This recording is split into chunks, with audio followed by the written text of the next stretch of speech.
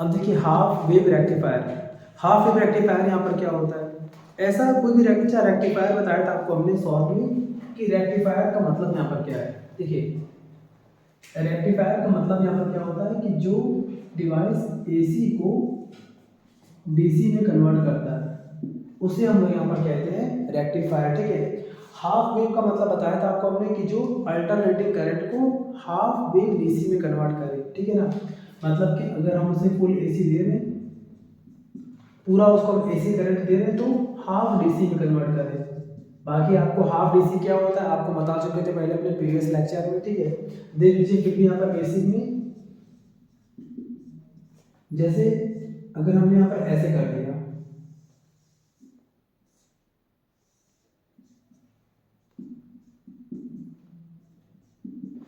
देखिए इसमें आपको दिख रहा है ग्राफ, प्लस हो रहा है माइनस हो रहा है, प्लस हो रहा है माइनस हो रहा है, तो ये हमारा अल्टरनेटिंग करंट है। ठीक है, एसी करंट है ये हमारा।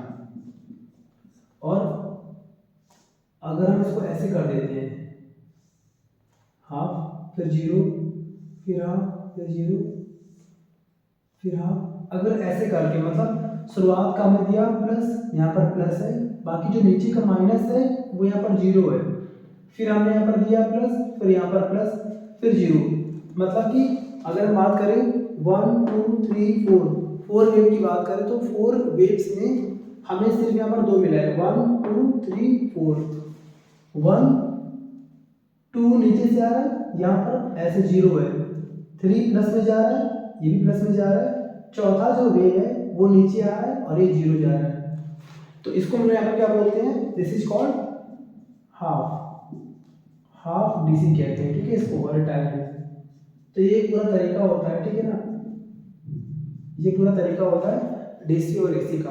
तो ऐसा कोई भी डिवाइस जो एसी को डीसी में कन्वर्ट करता है उसे हम यहाँ पर बोलते हैं हाफ वेव रेक्टिफायर। ठीक है, देखिए अब इसका डायग्राम देखिए ध्यान से, यहाँ पर डायग्राम कैसे इसका होता है, देखिए ध्यान से। मैंने मान लिया हमारे पास, ये मान लिया हमारे पास एक कॉइल है, ये मान लिया हमारे पास एक कॉइल है। ठीक है, यहाँ पर ऐसे करके, ठीक, इसको हमने मान लिया प्राइमरी कॉइल। ठीक,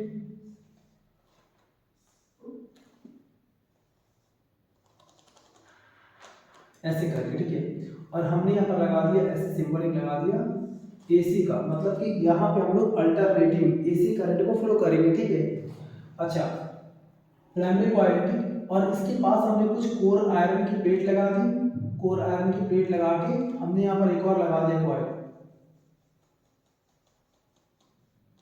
ये that is called secondary coil. देखिए यहाँ पर ये इसका डायग्राम होता है। ठीक है,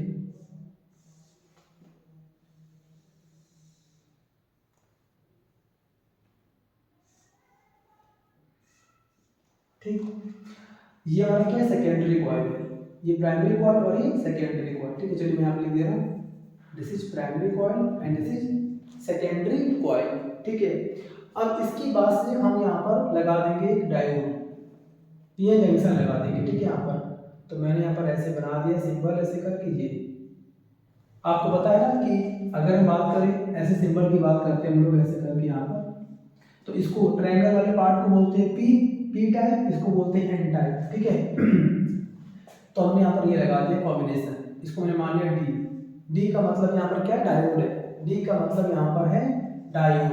क्लियर ना, ठीक है यहाँ तक। अब इसके बाद से हमने यहाँ पर लगा दिया एक लोड लगा दिया, लोड रेजिस्टेंस, ये क्या होता है, अब देखिए यहाँ पर ये पूरा यहाँ पर लगा हुआ है आर एल, आर एल का मतलब यहाँ पर क्या है, लोड रेजिस्टेंस, लोड रेजिस्टेंस का मतलब जिस डिवाइस में हमको हाफ वेव डीसी का यूज करना है उसे हम लोग यहाँ पर लगाते हैं। ठीक है, इसका यहाँ पर नाम क्या है, तो इसका नाम है यहाँ पर लोड रेजिस्टेंस। क्लियर, ठीक है, अब ये वर्क देखिए कैसे करता है, ध्यान दीजिएगा। प्राइमरी कॉइल में हम लोग यहाँ पर इनपुट देंगे, ये है हमारा इनपुट, तो प्राइमरी कॉइल में जब यहाँ पर हम इनपुट देंगे तो प्राइमरी कॉइल के इनपुट में शुरुआत में क्या होगा, शुरुआत में ए जो पॉइंट है वो कैसा होगा, प्लस का, और बी कैसा होगा, माइनस का। ये शुरुआत के हाफ राउंड की बात है, तो मैं यहाँ पर लिख रहा हूँ डायग्राम में, यहाँ पर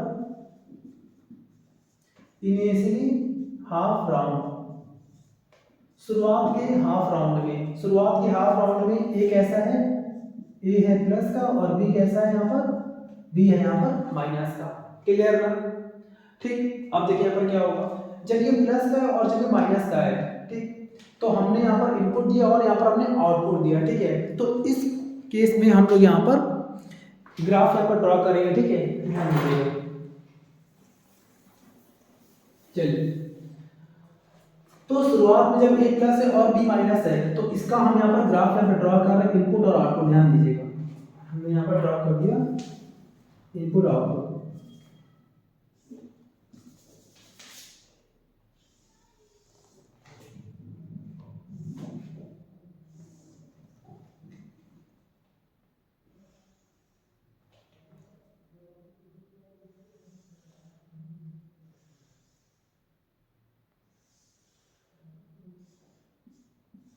ये टाइम टी है, यहाँ पर मान लिया हमने आई प्लस का और यहाँ पर हमने मान लिया आई माइनस का, ठीक है।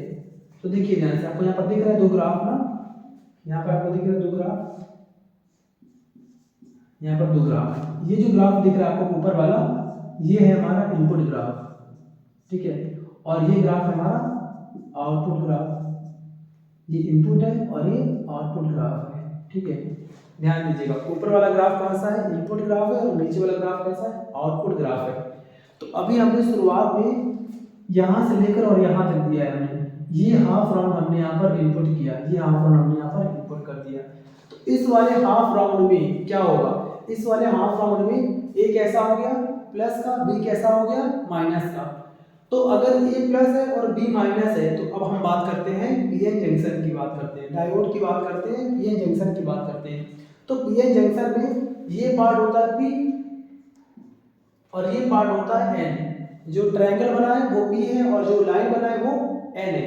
तो पॉजिटिव जो पार्ट है प्लस वाला ऐड है प्लस वाले से, और माइनस वाला ऐसे होते हुए आरएल से होते हुए यहाँ पर बी पर आया है माइनस वाले में, यानी कि नेगेटिव वाला ऐड किससे है माइनस से, और पॉजिटिव वाला किससे ऐड है प्लस से। क्लियर है? तो इस केस में ये हमारा पूरा क्या बन जाएगा, इस केस में ये पूरा हमारा बन जाएगा फॉरवर्ड बायस, यानी कि ये हमारा शुरुआत में क्या बन गया, इस केस में ये हमारा बन चुका है फॉरवर्ड बायस, फॉरवर्ड बायस, ठीक है ना, पीएन जंक्शन। तो अगर ये फॉरवर्ड बायस बन चुका है, तो इसका मतलब कि जो हम करंट देंगे तो वो करंट फ्लो होगा आउटपुट में, क्योंकि फॉरवर्ड बायस में क्या होता है, फॉरवर्ड बायस में ये बिहेव करता है एज अ कंडक्टर, यानी जो आप करंट दोगे वो करंट फ्लो होगा। तो शुरुआत में आपने करंट दिया, ये पूरा करंट आपने दिया हाफ राउंड, तो यहाँ पर भी हमें हाफ राउंड मिला हम लोग को, ठीक है। यहाँ पर ऐसे करके देखिए, ये हमारा शुरुआत में है, मान लीजिए पहला स्टेप, ठीक है। क्लियर? यहाँ पर दिखा देंगे, यहाँ पर आई प्लस में है और यहाँ पर आई माइनस में है, ठीक है।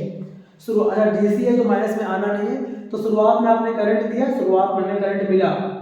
अगले हाफ राउंड की बात करते हैं, नेक्स्ट हाफ में क्या होगा, नेक्स्ट हाफ में ए जो पॉइंट है वो क्या बन जाएगा निगेटिव, और जो निगेटिव था जो माइनस था वो कैसा हो गया प्लस। क्लियर ना? एसी का मतलब क्या है, जब भी यहाँ पर आप इनपुट दोगे तो एक बार ए प्लस का होगा और तब बी माइनस का होगा, और जब ए अगले राउंड में ए होगा यहाँ पर माइनस का, तो यहाँ पर बी हो जाएगा प्लस का। यही मतलब है एसी का, ठीक है ना, अल्टरनेटिंग करंट का। तो नेक्स्ट हाफ राउंड की बात करते हैं, तो मैं यहाँ पर लिख दे रहा हूँ